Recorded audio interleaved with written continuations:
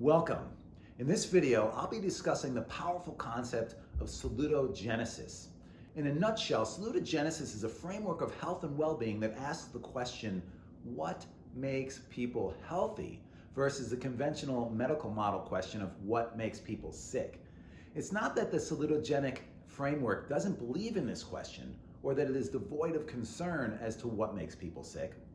It's simply more concerned with delving into the more positive and perhaps inspiring perspective of wellness and health span.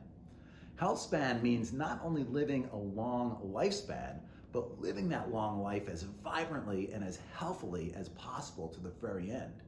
The salutogenic framework takes a look at not what is causing one to experience illness or dis-ease, as in dis-ease with a hyphen between dis and ease, meaning a lack of ease in living. The salutogenic framework is much more invested into just what makes us healthy, at ease, and resilient. The traditional medical question of what makes people sick places major emphasis on symptoms and their cures. Important, yet inherently flawed and limited, to a focus on reducing and eliminating symptoms using drugs and surgery. In other words, looking for that magic bullet that just doesn't exist. The salutogenic question of what makes people healthy and well will lead toward more holistic, functional, creative, and self-empowering solutions. The salutogenic framework places a sense of agency, the feeling of control over actions and their consequences, in the forefront of health, wellness, and ultimately longevity. This has been termed sense of coherence in the salutogenic model. In other words, the basis for one's vitality and well-being or ease in life is largely due to this sense of coherence. So this begs the question, how does a person acquire a sense of coherence where it may be lacking? Or just what are the resources someone can count on to improve their resilience? Well, in the salutogenic framework, these resources that contribute to the sense of coherence are referred to as generalized resistance resources.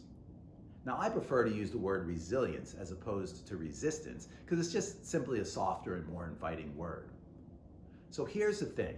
These generalized resilience resources are largely within our control, meaning that we do have something to say about our health and wellness, a sense of agency, as I previously mentioned. Another very powerful concept that was devised by Aaron Antonovsky, the originator of the salutogenic framework, is the ease-disease or dis-ease continuum. The first aspect Antonovsky asserts as important to health promotion is understanding health as a continuum and not as a dichotomy between sick and healthy people. He emphasizes that in order to explain health, one will have to study the movement towards the ease pole of the ease-disease continuum. His focus is on the dynamic interaction between health-promoting factors and stressors in human life, and on how people may move to the healthy end of the ease-disease continuum.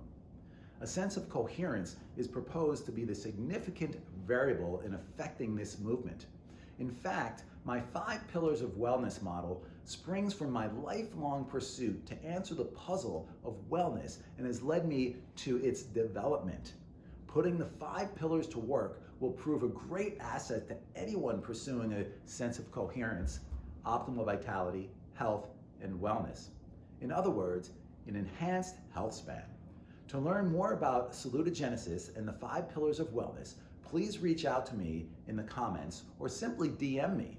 Thank you for listening. I truly hope that you have gained some useful information, and until next time, stay well.